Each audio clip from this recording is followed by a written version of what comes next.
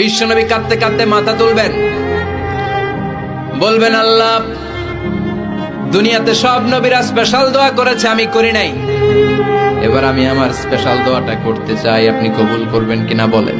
আল্লাহ বলবেন, নবী কি আপনার দোয়া বলেন?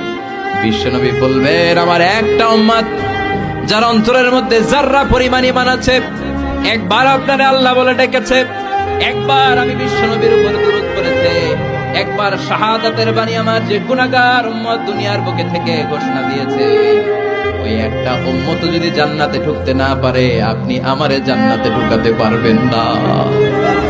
আল্লাহ বলবেন, সাল তুতা, সাল সাল তুতা, ওয়াশফা তুশাফা, শাফাত করেন নবী করেন, যার জন্য দোয়া করবেন আমি কবুল করে নেব।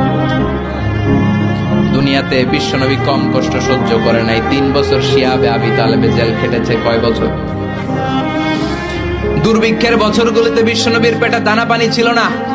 কলিজার টুকরা হাসান হুসাইন কই মাছের মতো ছটফট করেছে, জামিনে ক্ষুধার জ্বালায় বেহুশ হয়েছিল। বিশ্বনবী